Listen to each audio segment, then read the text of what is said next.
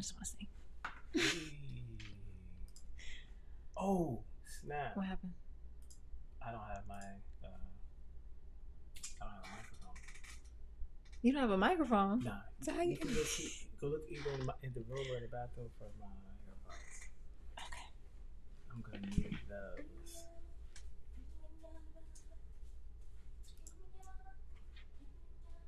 Thank you.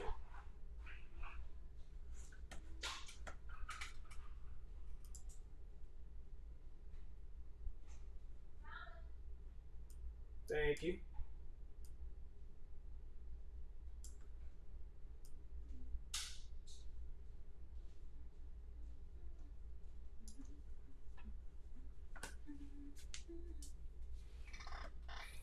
Thank you. Thank you. Yeah, babe, you can get the people. You can talk to them. You can talk to them. I'm eating. Huh? I'm trying something. Oh, jeez. All right, we are here. We are here.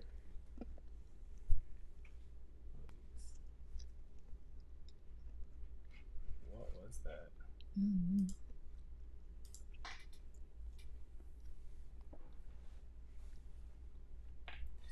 Normally there's a window that opens up that talks about the chats. I muted that. That's muted too. There we go. I asked him with the microphone. Is that? Oh, I need your phone too. Babe. My phone? Yeah. So I can. Where is my phone? All right, I'll be back. All right. All right. All right.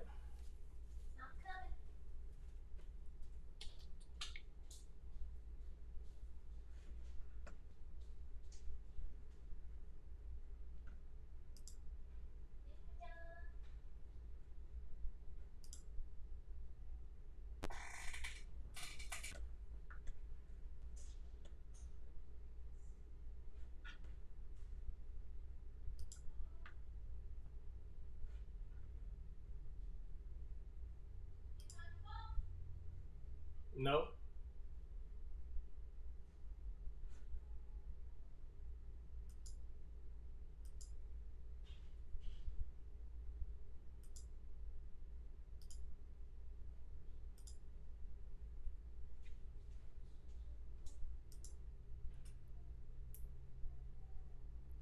All right. All right. All right.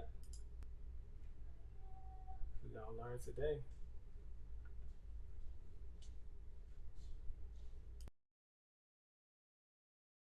Can't find it. Oh, you can't find it? What is this? What's this place with me? Oh, it's in my bag. There's no mountain too great. No. Don't do playthrough. Okay. What I miss? What I miss? What are we doing? Nothing. Okay. What is up, people? What is up? I want to make sure that both. Oh. You probably just gotta go to a live. Go to Facebook or something. Okay. Dang, I don't know why your lag was lagging crazy. The phone lag was wild.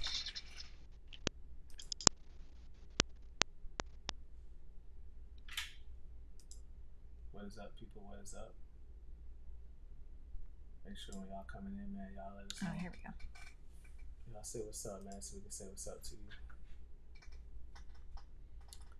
Cedric. Hey, what's up, Ced?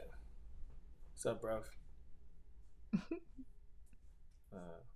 Okay. So you want me to just rest it here or something? Nah, turn up so I can see. I want to make sure the sound's coming through. Yeah, turn up too loud. There it is. Okay. That's good. Just drop it a little bit. Yeah. So I ain't picking it up. And the mic can make it an infinite loop.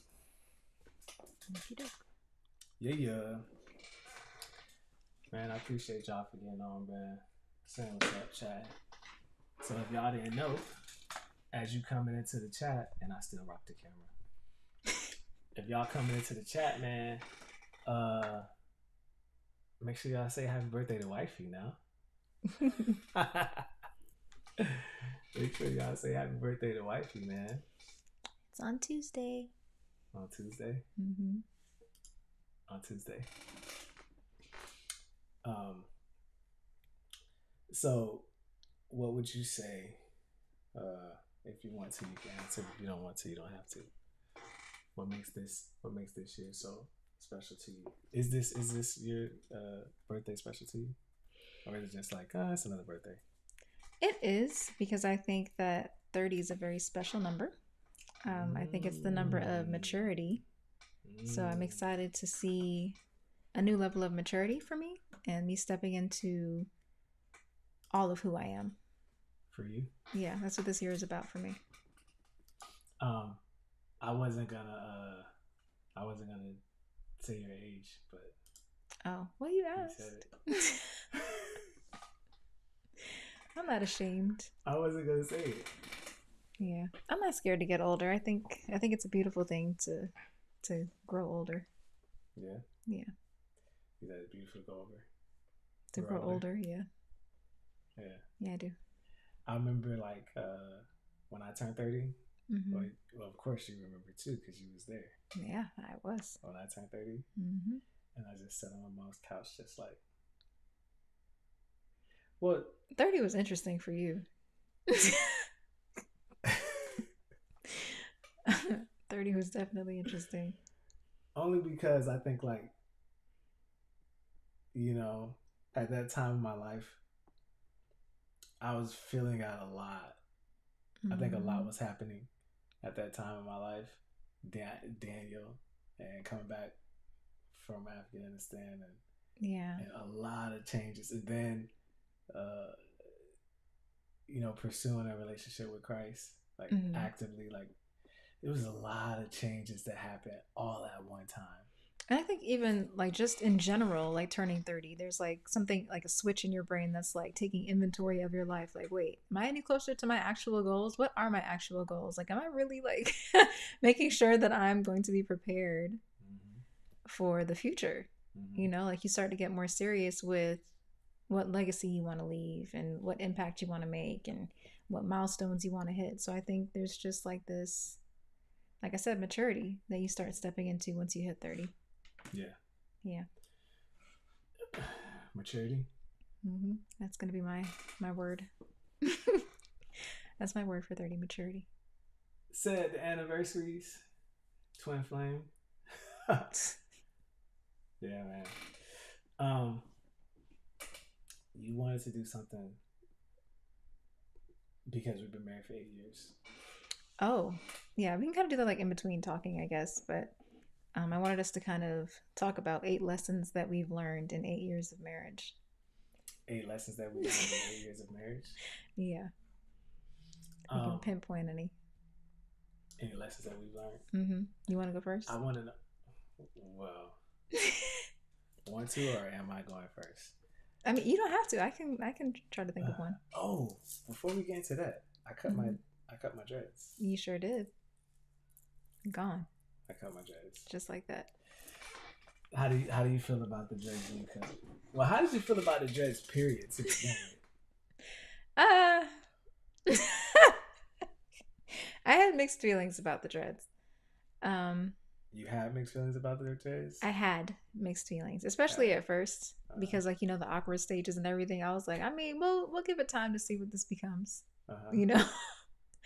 I didn't mind them. Yeah. Honestly. I don't know if it's because I'm part Jamaican or what, but yeah, I didn't really mind the dreads, to be honest. I just I don't know. I think for me, I understood what they meant to you, so it's easier for me to accept them. Because I think for you, it was more so like just a way to showcase your freedom, you know? So that I could rock with. But as far as like my favorite look on you so far, I would say Clean cut with the beard. Definitely my fave.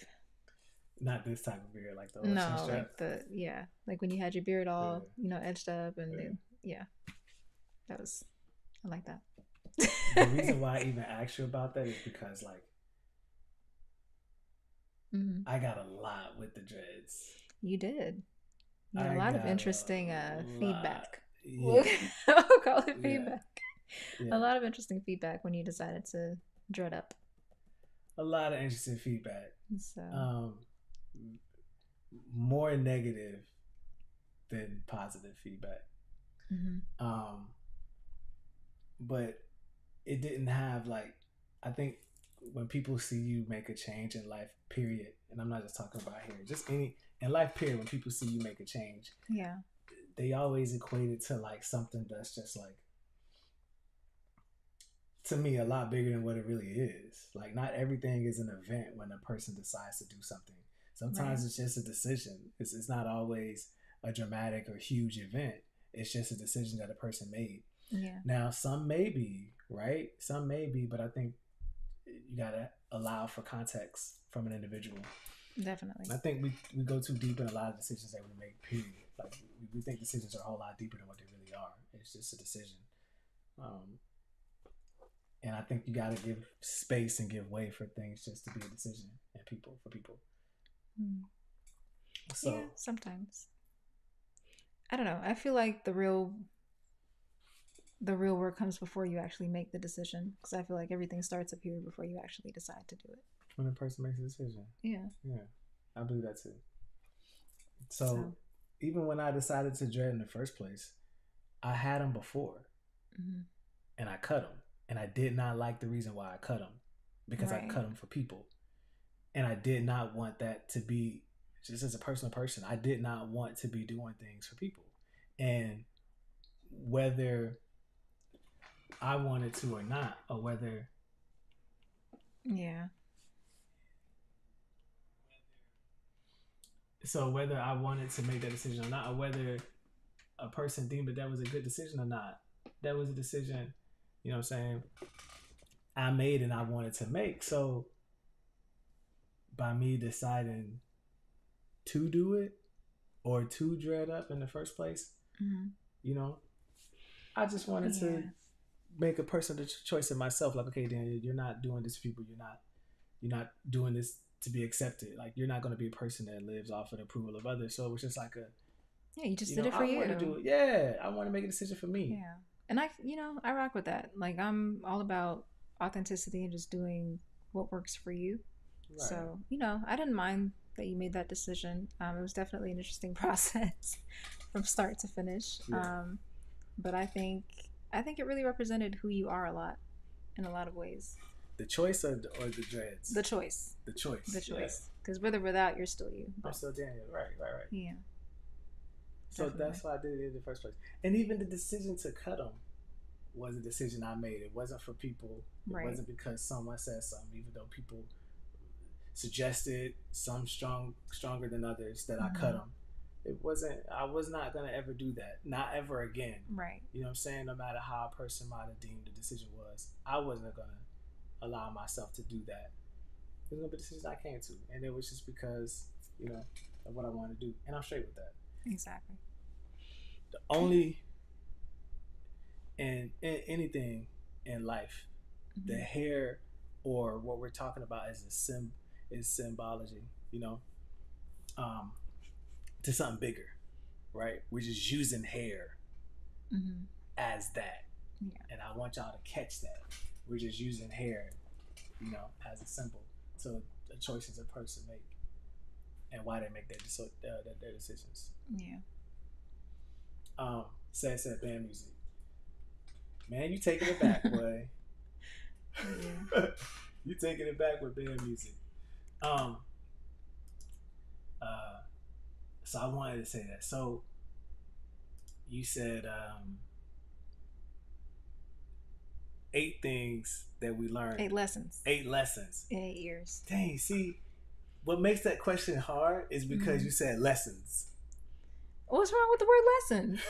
Because, Like things that you've learned right, in marriage. right. You say What have you learned? I think it's funny that you use the word lessons. You know what I'm saying? 8 lessons that you've learned in 8 years. Well, I don't know why. because I feel like people go into marriage with a lot of expectations and misconceptions, Right. and so there's a lot of shockers that can happen in marriage. There are a lot of reality checks. There we go. That's what I was trying to say. Reality checks. A lot of reality that checks happen in marriage, Right. And I don't think people are always aware of or prepared for that because you don't know what to expect until you're actually married. You can have an idea, but until you're in it, it's kind of like now you're in it. You don't know. Yeah, you don't really know. You don't know. So lessons is definitely a good word. the Lessons is a good word. Melissa said, "Come through, haircut." Oh, thanks, Melissa. Melissa. Oh boy. Melissa, you was just having a good time on vacation. Was it vacation? Was it vacation? Melissa living her best life. You hear me? Yeah, I saw you out there living your best life. Okay. Period. As you should. As you should. I ain't mad at it. So I hope you have fun. I'm gonna okay, tag sir. you on this. These lessons, though. I'm gonna tag you on this. I'm curious to hear yours. Like I know some of lessons. Mine. Yes, lessons. That's what I'm saying. It's so funny that you said the word lessons. It's the word lessons is doing it for me. Okay. But I want to say a lesson because you're saying things that you've learned. Watch it from the ocean. Hey, all right, have fun. Love you too. Okay, so we're gonna talk about lesson one. Lesson number one, I want to say that I learned is, I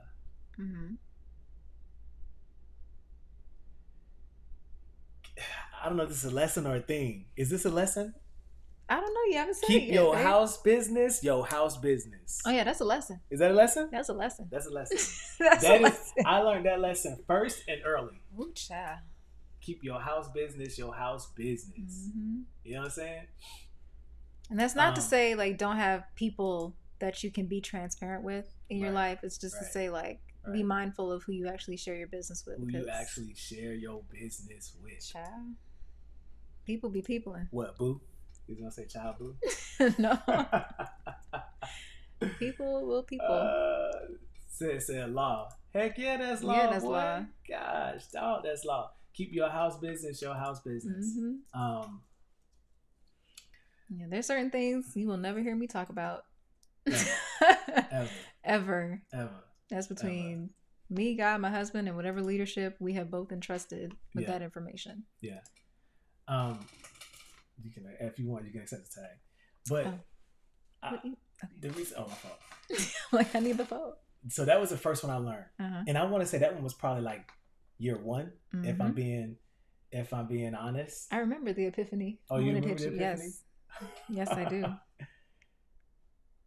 Number one law that's keeping each other covered. It is keeping each other covered, and the reason why that's so vital is because you can say things to people about your partner, and you're just talking about it, right? You're just saying it. You're just talking. It might not be too much into it, or might not be that deep. But people could give you advice based off of what you said, and if you're not, and you could just be getting something off your chest, or just getting something off, and that's exactly what it is. And then when you move on and forget about it, people don't. They're not, because I'm like, oh, this is so. You said this about that person. Just be very mindful how much of your business, if any, you share with people. Yeah, we'll just leave it at that. Yeah. And that goes for good and bad news, because some people will hear good news and want to sabotage your relationship too. So based off that's of good another news. Yeah. So just be careful with what you share. Be careful what you share about your marriage, your partnership. Just be mindful of that. Use wisdom. Use discernment. Use discernment. And I had people that I talk to. I have people that I talk to when it comes to certain things. Yeah. But like you said, you're going to use that discernment. You're going to watch who you say it to and what you even say to them. Exactly. There are some people that will never know anything about what I deal with or what I go through. Facts. Facts. In the marriage. Some people that never know. I'll leave it at face value. And then there's some people that know. People that know. And not Yeah. everything. There's some things I will never tell a person, even my closest confidant, Exactly. you know? Yeah, I think that's how it should be, though. It's one Yeah. way to protect. But to be clear, we're talking about covering your spouse, not enabling your spouse. So, Facts. like, if there's something Facts. happening, like that, whether it's abuse, trauma, whatever in your relationship, find somebody you can trust to talk to about it because Yeah. there has to be some level of accountability. So, Yeah. we're not saying that. We're just saying as far as like things that happen within your household. Putting your business out Yeah, there. just putting all your business out there. Nobody needs to know certain things. Keeping your business So, your business. just leave it at that. Keeping your business your business. You got to put this because everybody wants to be included in every topic. So you got to put disclaimers out. You said everybody want to be included? Mm-hmm. Everybody want to be included in every topic. So you say something directed to one, a group of people, it's like, oh, what about X, Y, Z? And what about this? So I just put disclaimers now because I don't have time to go back and forth.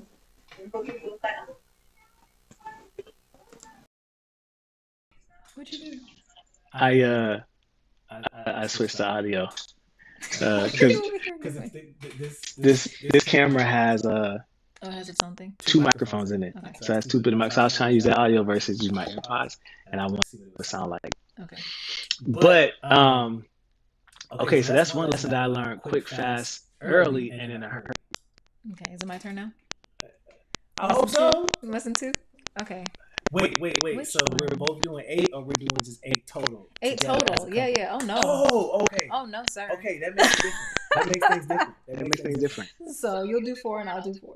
Okay. Okay. I think we can manage that. All right. Okay. All right. All right. So one lesson. I would say a lesson that I learned pretty early on is to be patient with your partner's process. Yeah, I had to learn that one early on because I'm looking at these you. side looks. I had to learn that one early on because you have to understand that like you and your partner are two completely different people, two completely different backgrounds. You have two totally different experiences, and you're coming together to create a whole new dynamic, a whole new government, a whole new family. And so, with that in mind, like there are definitely things that you're not necessarily going to be on the same page on all the time, and you're not going to have the same mindset on all the time. So it helps to really have that communication and to just be patient with each other's process because you're both strong and weak in different areas. And so just being patient to work with your partner and, still communicate how you feel and how your decisions affect you or whatever, but Right. also leaving room for them to grow because you didn't grow overnight. Don't expect your partner to grow overnight. It takes time to develop new thought processes, new habits. It takes time. So you have to give them that space and that patience to grow just like you need space and patience to grow in certain areas. So that was a big one for me is that patience with your process and my process. There's things I have to be patient with within myself. Like why haven't I gotten this yet? Like you just have to be patient with each other. Process patience. Patience with the process. Yeah. And Were you gonna say something?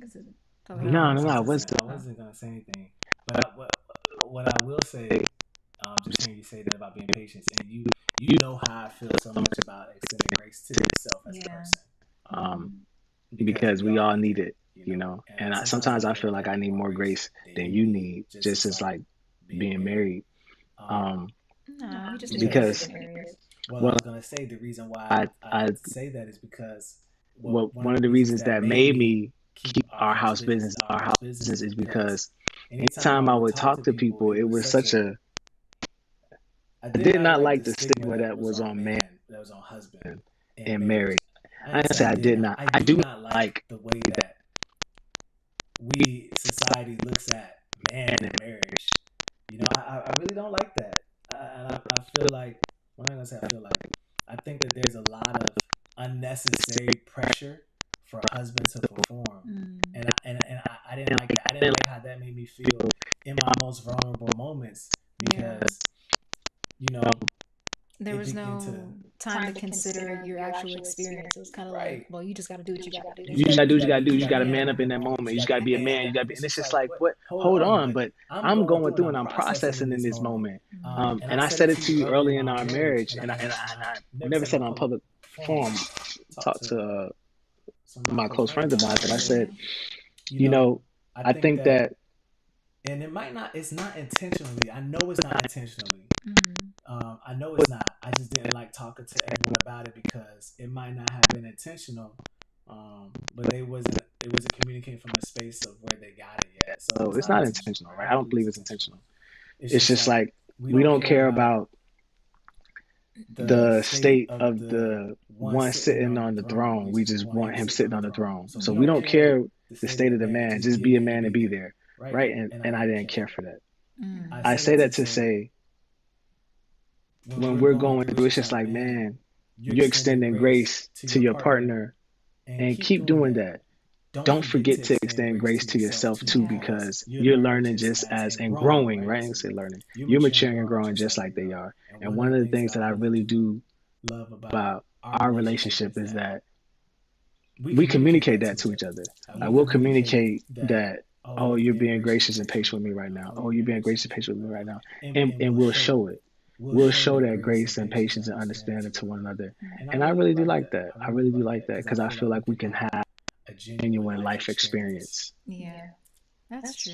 together. together. And to kind of go off of what you said about like how people respond in those vulnerable moments, like I don't think people mean to be insensitive. I think That's the word. I think it's just that there's only so much compassion you can show to something you don't understand. Oh, what you doing? He's You just know? spitting bars. So I'm just saying because like it takes experience and, actually understanding where somebody is coming from to really have empathy and compassion the way that you need it in a certain situation. Like if I don't know what it's like to go through what you've gone through, I can sympathize. But Right. can I really empathize? Can I really, extend the compassion that you need in that moment? Probably not, because I don't understand what you're going through. Mm-hmm. So I think there's a limit to how much people can give you if they haven't walked that path. A limit to the amount of compassion. Yeah, and empathy. Yeah, I think it's a limited lens. I'll put it that way. They can only Into see so much into it. due to the lack of understanding. Yeah, because they haven't experienced it. Ah. That's what I think. Just my thoughts. I like it. The only reason I have a problem with that, not to say I'm disagreeing with you, Yeah, I got you. I have a problem with that mindset is because, from a believer standpoint, right? Because we deal with a lot of believers. Let's be honest, because that's the life that we choose to walk. We deal with a lot of believers, Yeah. and it's so much preached all of that a wise man falls 7 times and gets back up, Okay. and the compassion and love that we ought to have for one another through Christ. Having to go through an experience in order to show compassion, I don't like I that. didn't I'm say not not saying I at disagree all. with you. I'm just saying Yeah. I just don't like that because we're not going to go through everything that every human goes through. Right. Some people are not going to have that experience. I'm not saying that you can't, they won't show it at all. I'm just saying there's a Right. limit to how much How they much they can, can show. how much understanding they can show because they haven't really been through it. Yeah. So it's like, yeah, I can, show compassion in the sense of like, I'm sorry that you're going through this. Mm-hmm. Like, I'm here for you if you need it. But it's different than somebody saying, hey, I've been where you are and it's Yeah. okay. Like there's another side to this. Like you can make it through this and I'm going to help you every step of the way. Like it's just a different type of help when you have the experience, Yeah, That's all I'm saying. No, you're right. No, I agree with you. I agree with you on that one. That's true. So I'm glad you brought that up because give me a chance to clarify. Nah. Give me a chance to clarify. But that's real, bro. And I think it has to be genuine. Mm-hmm. One of the next things I lined up. Oh yeah, it is your turn, isn't it? Yeah. It's not even. It's not really a lesson. That's what I'm saying. The word lesson is throwing me off. Okay. Well, should I rephrase it? No, keep it lesson. Keep it lesson. Okay. Because that's be lesson. I'm not trying to trip you up here. No. I was gonna say. Okay. Well, while you're thinking about that, we had a debate that I want to kind of get some answers to. While you're doing that, right? Okay. So check this out, you guys. We were debating what are like the top 3 Disney movies, right? Based off of the songs, like the soundtracks alone. Okay. So our top 3 were what again? It was Tarzan, Lion King, and a Goofy movie. No. Lion King is just. No. It was Tarzan, Mulan, and a Goofy movie. Were our top 3. So we want to hear from you guys what you think the top 3 Disney movies are based on soundtrack alone. Okay, The, who had the best soundtrack? so the top three Disney the top three Disney soundtracks. Tarzan is like undefeated. I don't care what nobody says. Tarzan gotta be undefeated. It's goated. It's number one. It has to be. Phil Collins killed that. Phil Collins. Point blank. Period. Um, Point blank. Period. so that's Tarzan. A Goofy movie because Listen, Tevin Campbell. that's yeah, Tevin Campbell. Like you said, Goofy movie is gonna be is gonna be Eye to Eye. If we listen to It's gonna be Eye to Eye. Well, the other one too. Stand out. Yeah. It's gonna be. But I'm saying when you say Goofy movie, it's always Eye to Eye that people are gonna default to. Even though Stand Out was a banger, they play Eye to Eye more than Stand Out. Yeah, that was like do. Tevin. That was like his staple song. I wonder why though. It's a Because good song. they Stand Out could have got just as much burn as Eye to Eye. I think Eye to Eye is just catchier because of the chorus. Yeah, it is. And I think that it spoke to the premise of the movie. Yeah, because there was a theme to the movie. And that's probably why it was so dope, because it was like family, it was father and son, and there's not many Disney father and son. I loved that about Goofy movie. Just that think about it. dynamic. Lion King had it somewhat, but not really. Yeah, because he was started like with father and son. Were there any other single fathers? No, that's why. Yeah, Goofy movie, I think that's probably why it hit so hard. And we probably don't even know why it hit so hard. Everybody want that father, because even with Max's friend. Yeah. Pete? Was it Pete? Yeah, Pete. Him and his father was there. Yeah, that's true. The mom wasn't there that much, even though he had a mom. Yeah, we just never really saw her. Never really saw it. Nah, but Pete and his dad was rocking. That was the only movie like that I could think of. Yeah. Ah, maybe that's why. Yeah, that father component, bro. I could go into that one, but I'm not gonna. I want to put a pin in that one because I was gonna go someplace else for the lesson. Let me know when you think of your lesson. Yeah. I got it. I got my lesson. I was gonna say, when it comes to,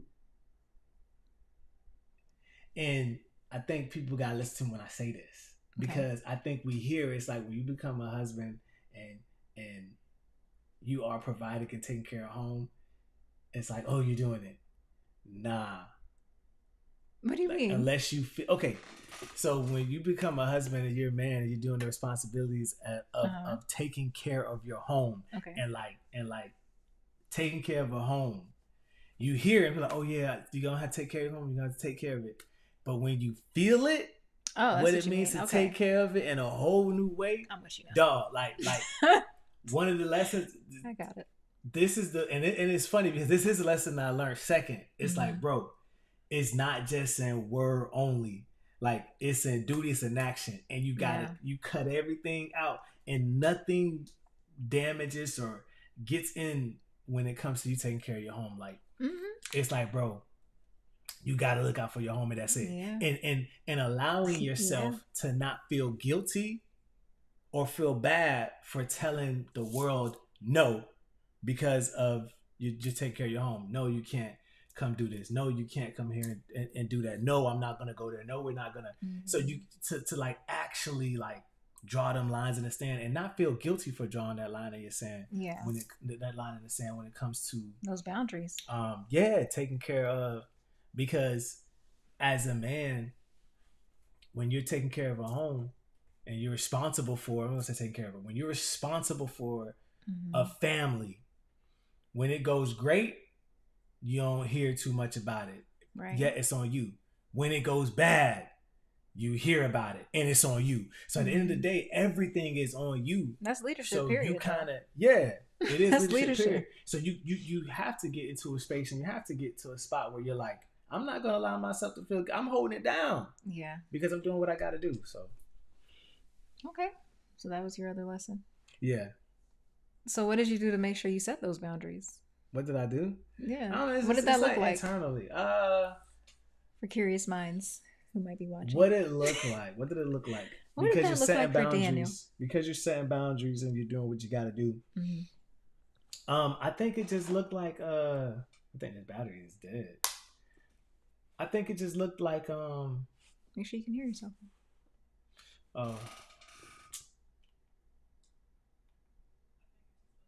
Yeah, you're good. I don't think it's coming through these no more. But it looked I don't know if I could say it looked like something, but what I can say is Mm-hmm. when it was a process into it was an internal process into making sure that the line was in the sand and it was firm, right? Yeah. Example would be if someone wants you to go somewhere, if someone wants you to do something and you know that the strain or expense that is going to be on your family. So in your mind, you're like, I want to do it and I want to go there. Yet what it's going to look like for my family to deal with my absence? Because I think as a man or as a father, being responsible for a home, we don't always consider the detriment that our absence will have, right? Mm. Even for a long period of time. I'm not talking about like going to prison or getting locked up or something like that. Even though that's Right. but you being out of the house for like, Hmm. 7 hours, you being out of the house for like 10 hours, you being gone for 12 hours, you being gone overnight. Like, I have left overnight before for our home. Mm-hmm. And I'm constantly calling. I'm texting, we FaceTiming because the kids have to know, not just the kids, even you have to know that my presence, even though physically I'm gone, I'm still here mentally, emotionally, I'm still there. My presence still has to be felt. So Right. I think sometimes to get to a space where it was just like you allow yourself to draw the line in the sand and not feel guilty about it, because now instead of saying, oh, let me get back Mm-hmm. to you, right? Now it's like nah, I can't do that. Mm-hmm. And you're not feeling guilty Right. because you Because drew a line in the people sand. will try to make you feel guilty for saying no. People are trying to make you feel guilty for Yeah. saying no, and then you'll make yourself, because things those are things that you used to do, Yeah. right? You can't do those same things anymore when You have to move you differently. got to move differently, and it's just like, oh, y'all always together, are you always there? Yes, kind of the point. But I had to get comfortable with drawing a line in the Yeah. sand, so now it becomes easy. Now it's just like second nature. Yeah, you be knowing. Nah, I know it. I know it in You a have no heartbeat. problem saying no. No problem saying no, because when you're when it comes to getting money and things like that, Mm-hmm. yeah, you know. So it's only a few things that I'm willing to sacrifice my presence in my home for. Exactly. And one of the biggest things is making money. I knew you were looking at me before I even looked at you. I'm like, he's staring at me right now. One of the biggest things is making money. Yeah. I mean, that's one of the biggest things that I wanted to give my presence up for when it comes to my family, because I think a lot of men got, and this is something I'm probably gonna become more vocal about. Yeah. Is the power of your presence, men, fathers, the power of your presence. And I don't want this live to turn into that, but the power of your presence, bro. Like, oh my It gosh, matters. people think that you always have to be doing something. It's just like, bro, you don't have to. Your presence, it speaks volumes, loud. That's gonna be the third thing. So I'm glad we got on that. I got a third. Okay. I'm trying to think of another lesson that I learned. Ooh, okay. Another lesson that I learned, especially as a wife, is knowing when to be quiet. Knowing when to be quiet. Okay. Choosing my battles. I'll put it that way. Choosing my battles was definitely one of those top lessons I had to learn quickly. Choosing in battles? Marriage.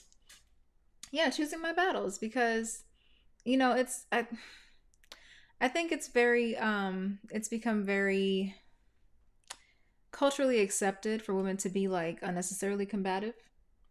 Okay.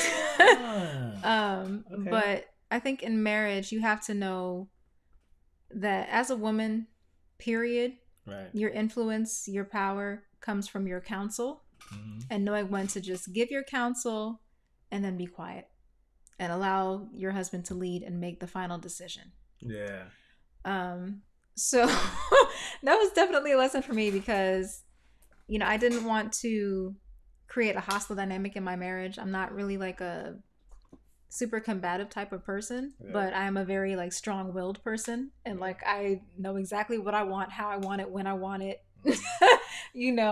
And so just knowing when to dial that back and say, hey, babe, this is what I think about what we're talking about.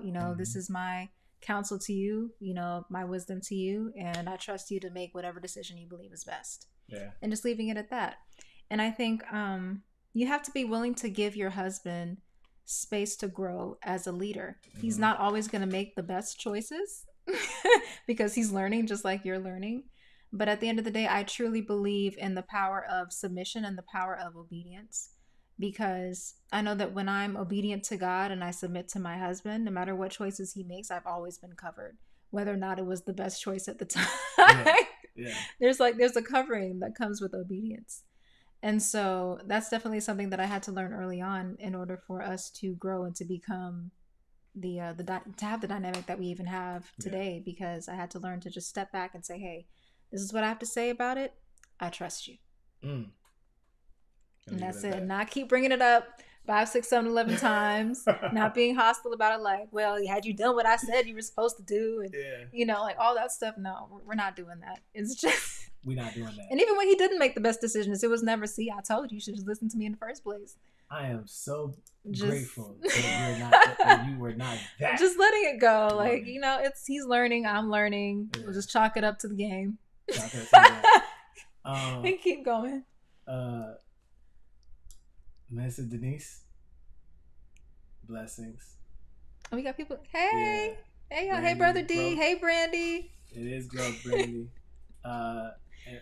And Brother D said, yes, no is an answer. Oh, it is. No is definitely one of my favorite words. An answer.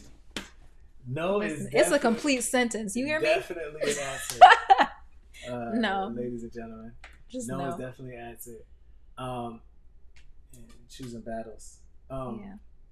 I will definitely say hats off to you, and I love the fact that you're not combative, and that is a blessing in itself. Thanks, and I try not to be combative too, even though I do get upset and I have my modes, I have my moments. I try not to be combative, because you're not, and I love peace, man, and I say this a lot, and anyone that knows me, worked with me, anything, they know I love being home and coming home, and a large part of that is the atmosphere that you have added to, even when it comes to the kids and everything like that.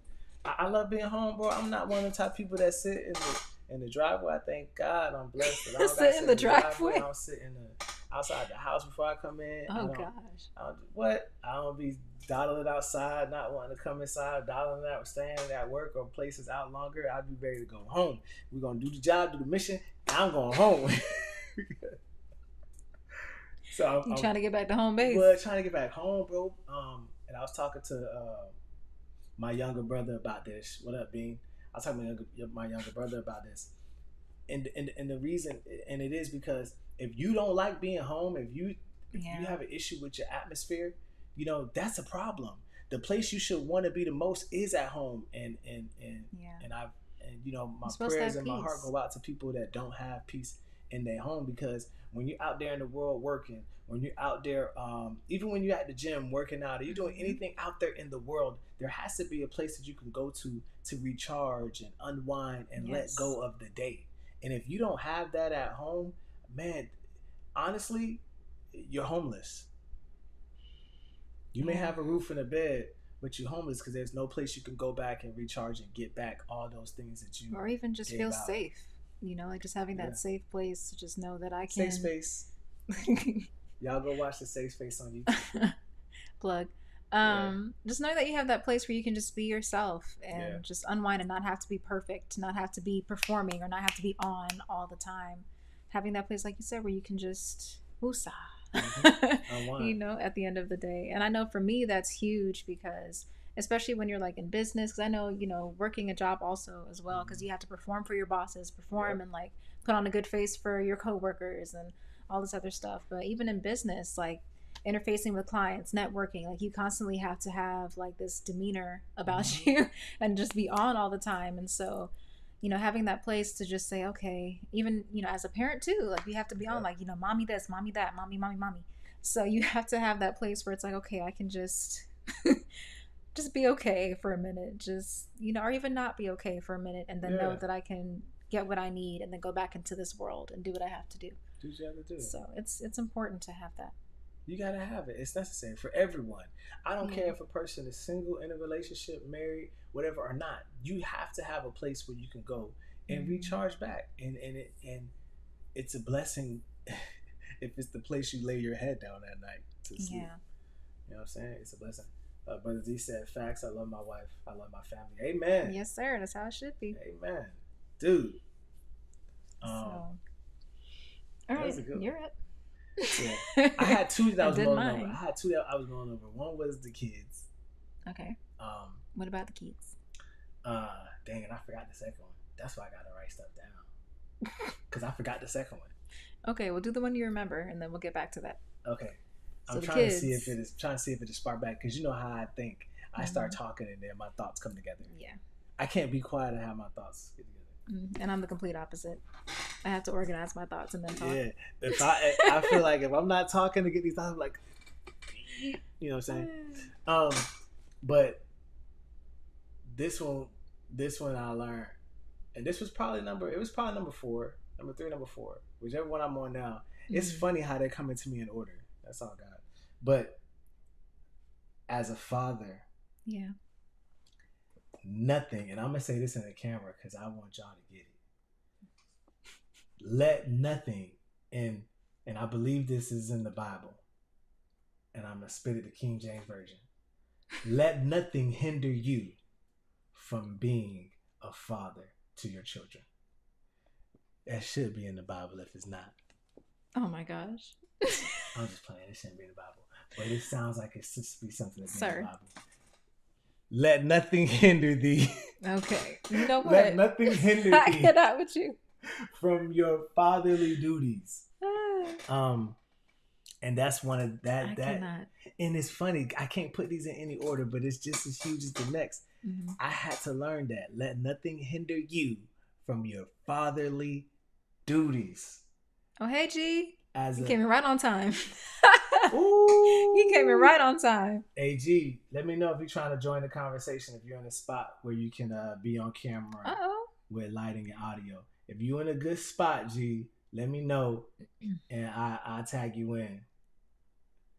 But let nothing hinder you if you want to get set up. The extra Brandy's hilarious. Hindereth you. Hindereth you. Hindereth you. I'm done.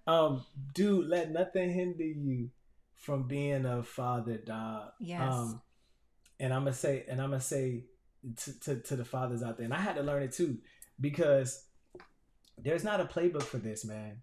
There wasn't much of that. There's not a playbook, and it's no one's fault, right? Because each individual situation, whether it's in marriage, fatherhood, being a wife, there's no play-by-play for you. You have to figure out your specific situation for you. You can talk to people and get certain things and see how you can manipulate them and warp them before you add them, because ain't nothing copy and paste. You can't take that and paste it to your life. It doesn't exist. You have to try to manipulate it in a way or form and paste it. Right. But I had to learn that, like, you know how to be a father. You follow the Holy Spirit. You follow your intuition. You follow, what you know to be true. And you have to do it. It comes with a lot of being misunderstood. It comes a lot with being, and you have to learn how to communicate it if you can, in some way, shape, or form. But the results that come from it, and you know what you're supposed to be doing and doing it, and let nothing get in the way.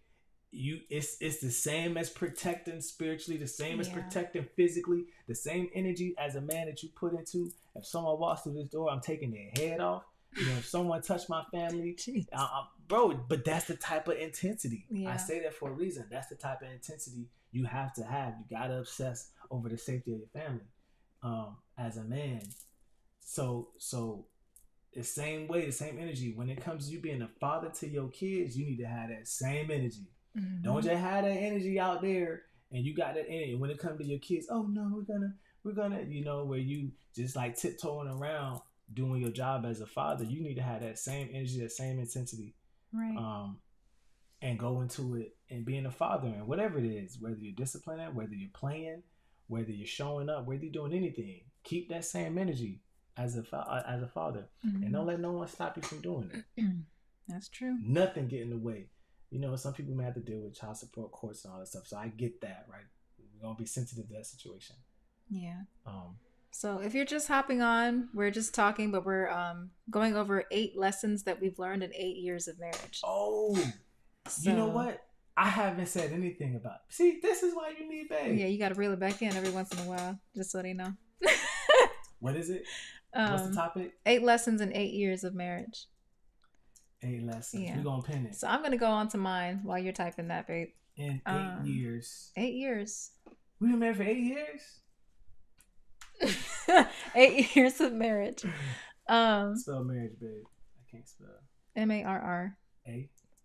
RR. IAGE. See, okay. This is why you need it. All right, so 8 lessons in 8 years of marriage. So another lesson to kind of piggyback off of what you just said.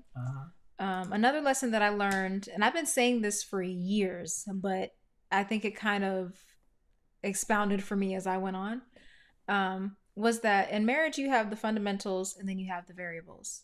Okay. Mm-hmm. So the fundamentals are like the foundational principles.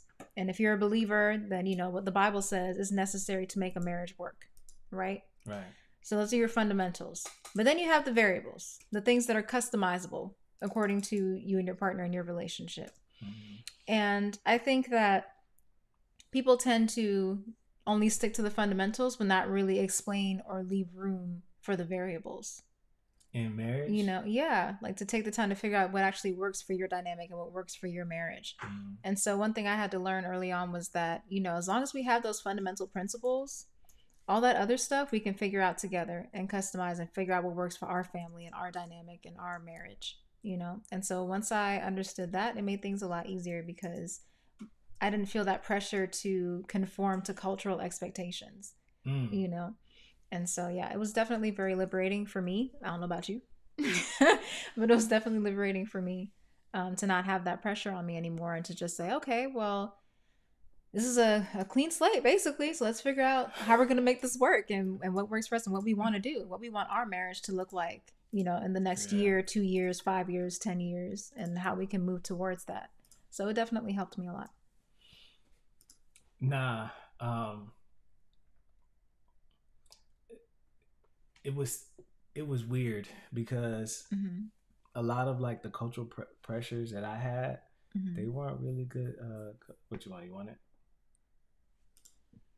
You don't have to stop. My bad.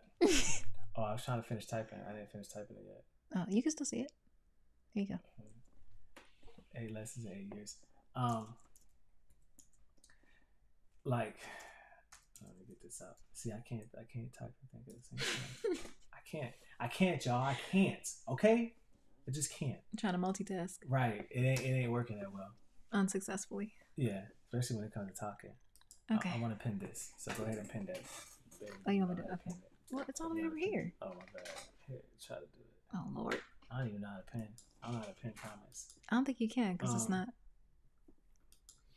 Yeah, it's not giving you that option. But that's all right. A lot of like cultural pressures or like cultural expectations. I didn't mull over too much. I'm not gonna lie.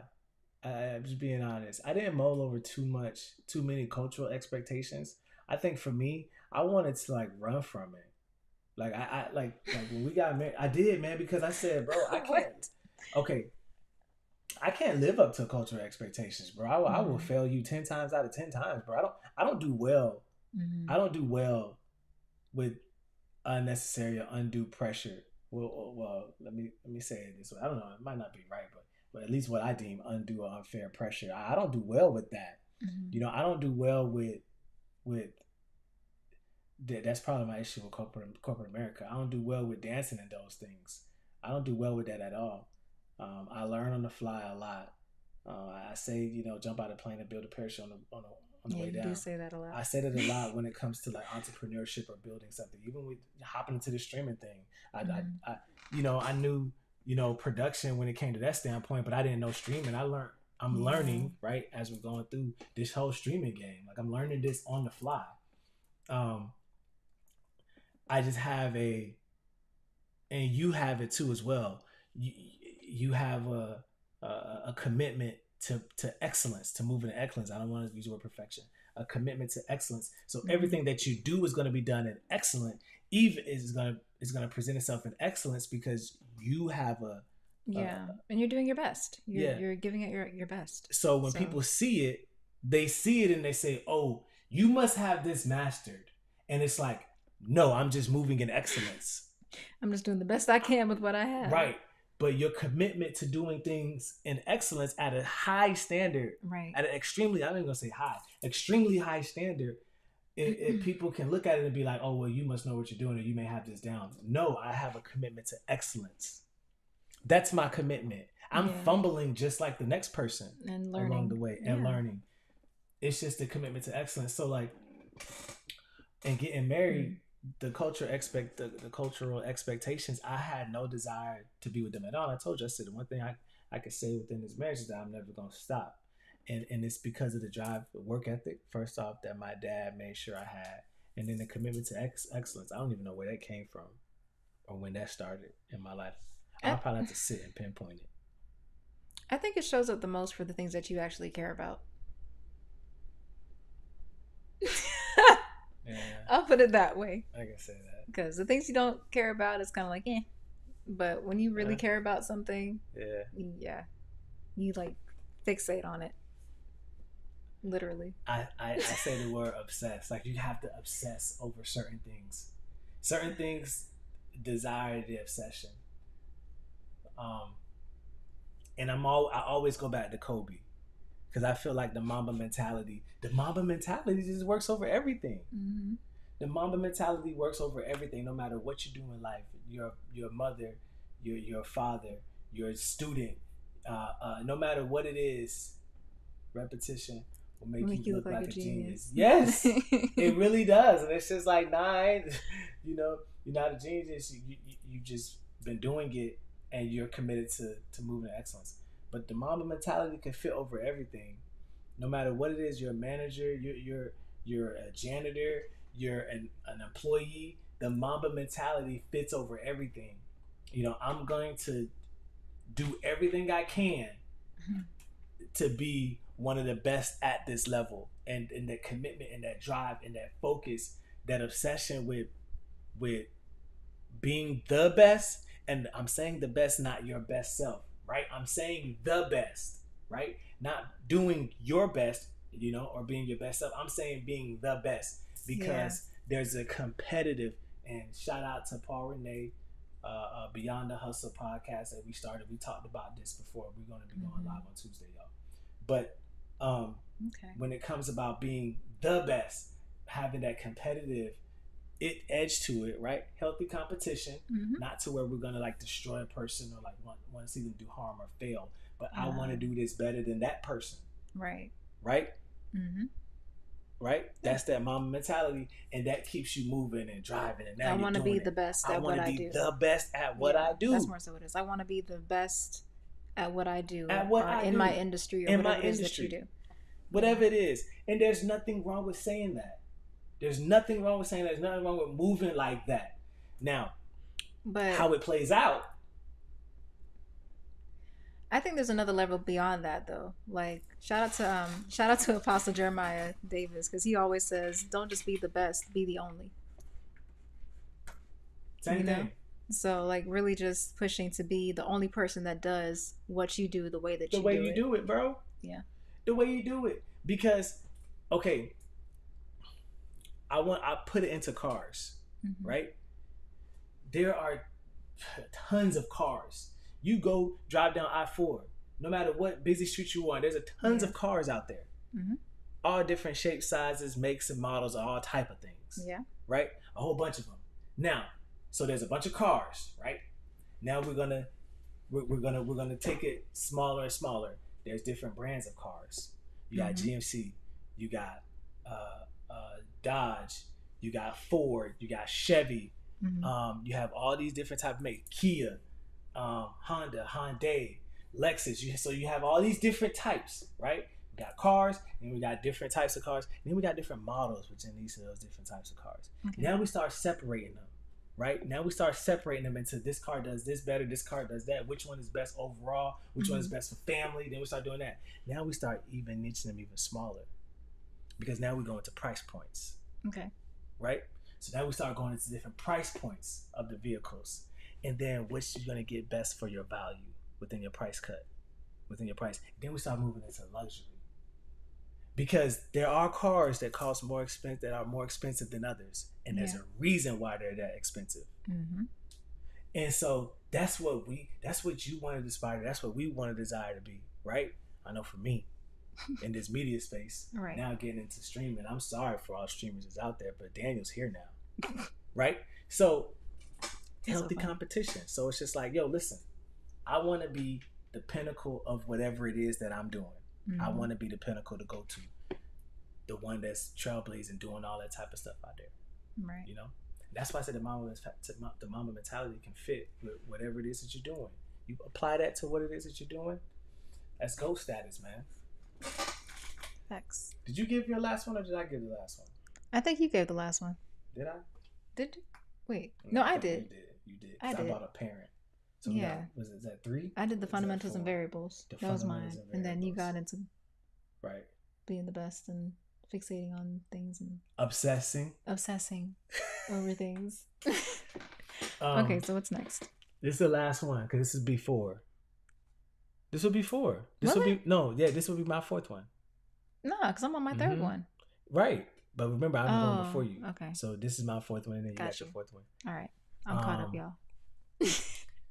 This one is difficult for me. If you have a 4th one, go, because I can't recall it. Oh Lord! But I did, and that's why I said I should have wrote down. I didn't write it down. Do I have a 4th? We should be writing them down so we can do our. Right. I mean, I didn't plan to do this tonight. No, I didn't either. I didn't kind of just spur the moment. Okay. You still don't have one? No. I did want to piggyback off of something you said earlier, though. Okay. When we were talking about being patient with your partner's process. Yeah. You always used this example, and you always said that, you know, if you had a baby, you wouldn't expect the baby to just start off running. Oh, yeah.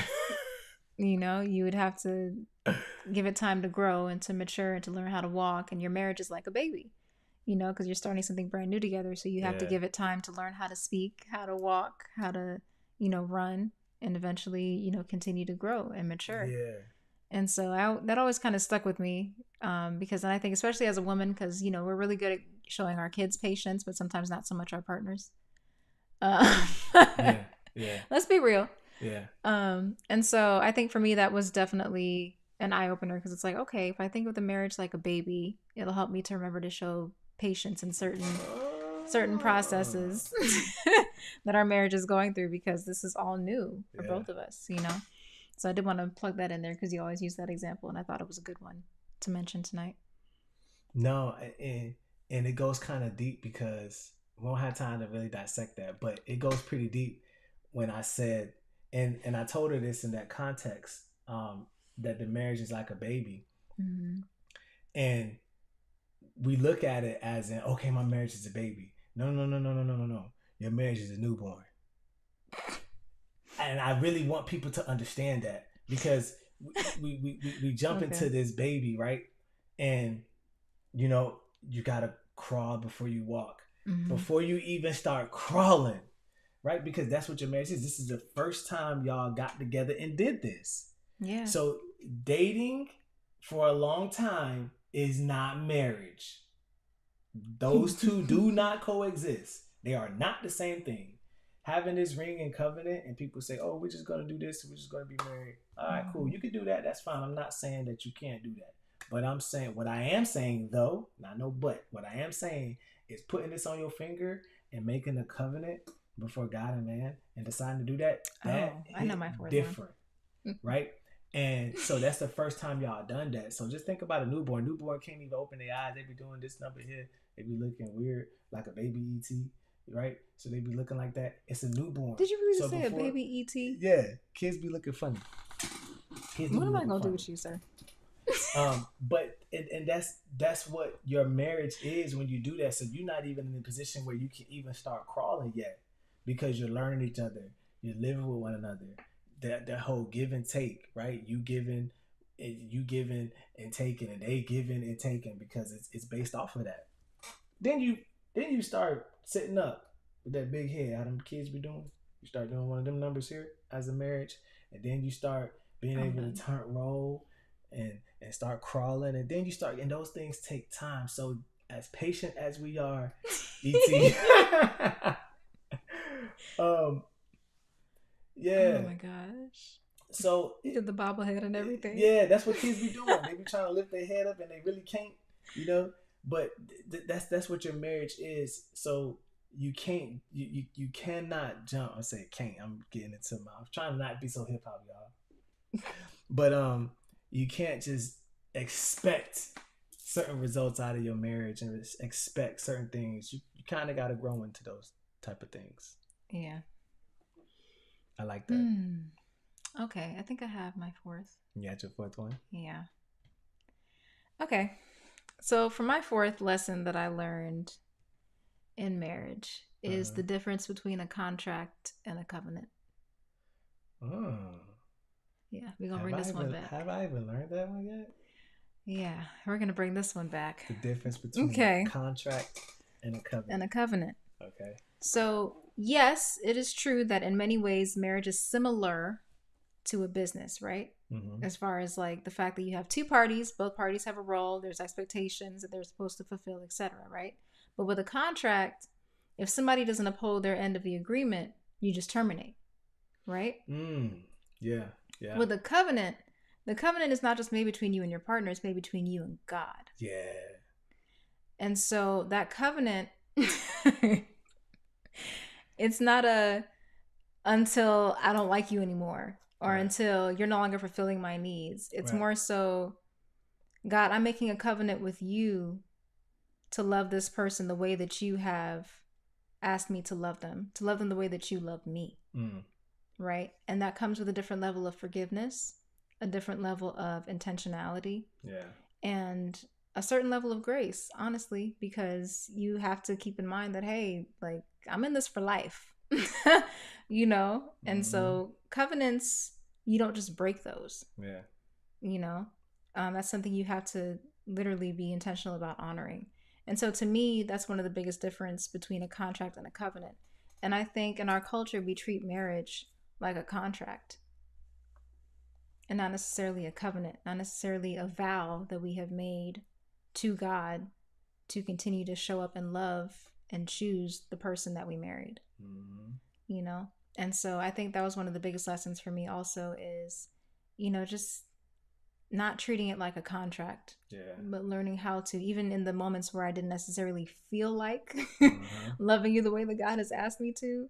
Because there are moments, let's be real, where you're not going to feel like loving your spouse the way that God has asked you to. But you choose to. And as a result, you get to see the benefit of what that love cultivates in your relationship. So it's not always easy. Nah. I'm not even gonna hold you. It's not always easy, but it's definitely worth it. Yeah. Brother D said that's a good one, contract versus covenant. And he also says, I love that artists love speaking to me even more than being popular with my audience. Praise the Loser Radio Show. Shout out to Brother D and the Praise the Loser Radio Show. Definitely. If y'all have not checked that out, check that out. Yeah, Brother D's been rocking with us for a long time. I was just about to say that. That's a long time. So we appreciate you so much. I want to be the most desired. I love that. Okay. And then he said, I glean from others, but they are not my measuring rod. That's right. And that is such a powerful statement. I glean from others, but they're not my measuring rod because they are not what I'm basing, you know, the standard off right. And I said this before when it comes to competition. I said I'm competing with my last upload. You know, I'm competing with what I did before. That's what I'm using. Okay, I need to be better than that. Because when you're taking those incremental steps, then you end up getting where you got to get to. But that's not what we're talking about. I like, because you know me, I'll get to rambling and rambling. But I love what you said. And when you were talking, what I was thinking was, contracts are what man makes with one another. Exactly. Covenant is what God does. It's a God thing. Yeah. And I think that when people look at it like that, and if you're able to look at it like that, then you'll maybe understand. But I thought of my 8 one. I thought of my 8 one. I thought of number 4. Okay. Right. Let's hear it. It's crazy. uh, what I learned was the beauty in choosing you over and over again. Because Okay, I want to hear this. you're Tell me gonna want more. to hear you're gonna want to hear Tell me more this. about this choosing. Because marriage is a choice. Choosing your house, choosing your family, choosing marriage is a daily choice. It's not just one that you make at the altar and you think that it's gonna super, layer over the rest of your life. No, it's something that you gotta choose daily. I'm not gonna do this because it's detrimental against that. I'm not gonna do this because it damages that. I'm not gonna do so. It's a daily choice in choosing your marriage and choosing your spouse. And the reason why I said the beauty in choosing it is because when you choose your spouse, when you choose your family, when you choose your house, man, the joy that it brings you, and people might not even know. You could be going through so much, but like you chose your spouse in that moment, you chose your kids in that moment, you chose your family, your house in that moment, and it just makes you happy. It's just like, oh, I said no for my family. Oh, I do love those people. You know what I'm saying? So it's one of those type of things. Okay. And even when you don't feel like choosing it, but you know you should and you do it, the joy that it brings you. And then I could be so mad. Like there's times where I'll be mad and I'll be upset and I'm like, man, I don't want to talk to her. And then I'm like, man, but I hear it. I hear what God be saying. It's like, no, you should. And then I'll go and I'll just get, before I even make an action, because I mentally made a choice and I said, I'm gonna go talk to her, I'm gonna apologize. I'm just happy. I'll just feel good at that moment. Like, cause it's like, cause it kind of is like one of those things where you're reminded that you love that person. Yeah. You're reminded that it's like, oh, hey, dang it. I do love her. I do love my children. And then my kids, they'll do things that annoy me. And I'm just like, oh, but I do love them. And I see them and I'm like, I miss Seth and Soraya when they're at your grandma's house. I'm like, no, I want them to come back, but I just miss them, Yeah. And that's because I think it's powerful when you're able to make a choice that goes beyond what you feel. I think that's how character is developed. Yeah. And so you feel a sense of satisfaction and fulfillment from that because it's forcing you to grow as a person. I can agree with you on that. Yeah. So it's character development, man, and that's one of the things that I think marriage was supposed to be about. Like the not easy parts. It's not because marriage itself is hard. Right. It's because it forces you as a person to rid yourself of your selfish ways. Yeah. And learn how to mature so that you can become one. Ultimore. Oh, jeez. Yeah. So I think that's what it is.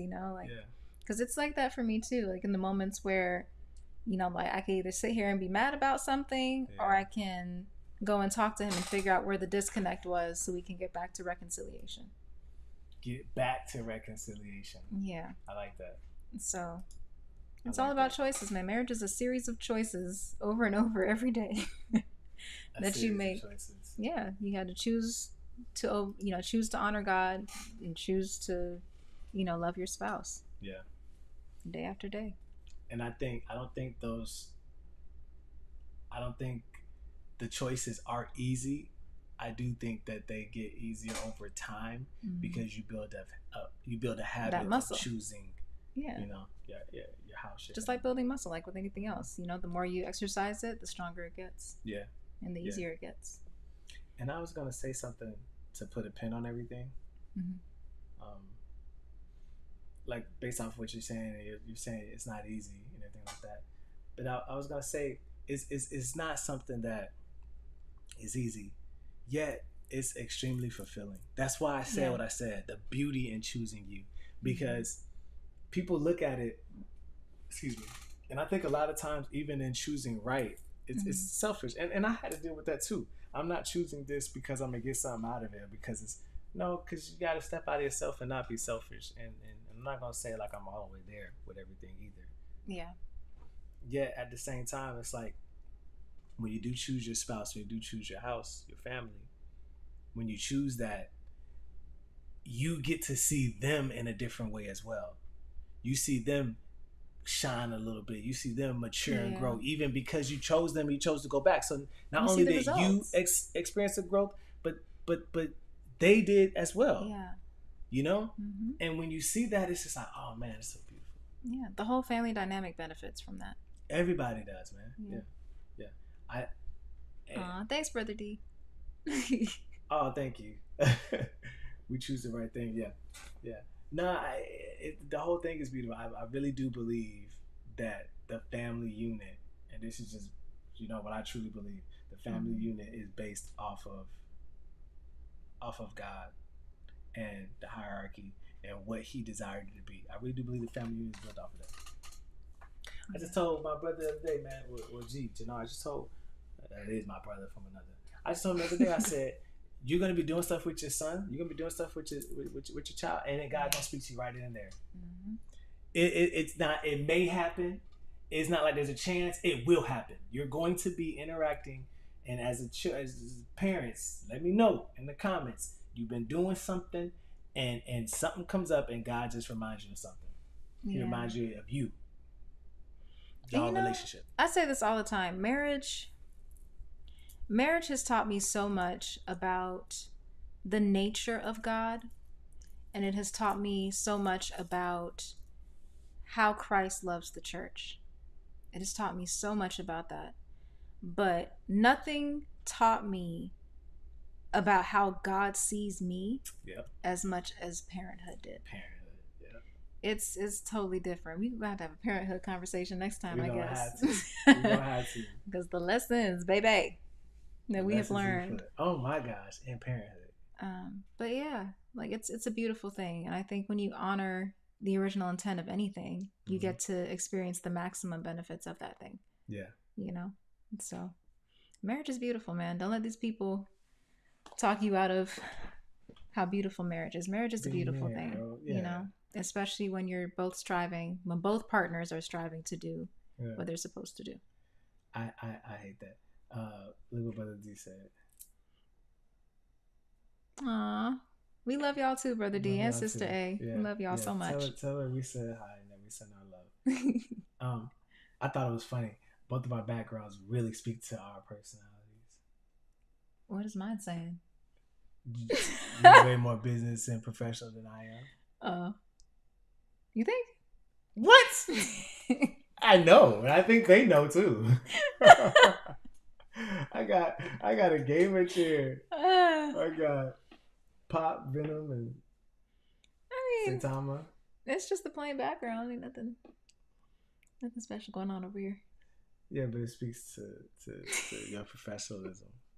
I guess. Yeah, almost. I mean, minimalistic. I'm minimalistic. There we go. Minimalistic is probably the best way to put it. Yeah. Because you would have your brand colors and stuff behind you. I sure would. You sure would. Branding. Yeah. That's a lot, bro. Yeah. Appreciate y'all for hanging on this long. Everybody. Thank you guys for watching. I want to do a reaction video. I was going to pull up a reaction for us to react to like a couple's topic or something like that. And I couldn't find one in time. Oh, okay. So y'all send them, because the next time we go live, I want us to react to some questions or just topics and discussions that are marriage and relationship related. I want us to react to those sometimes at one point in time. How long is it live? How long is it live for? At least an hour and 15. 18 minutes. Yeah, see? That's I was right, an hour and 15. What? He sure was.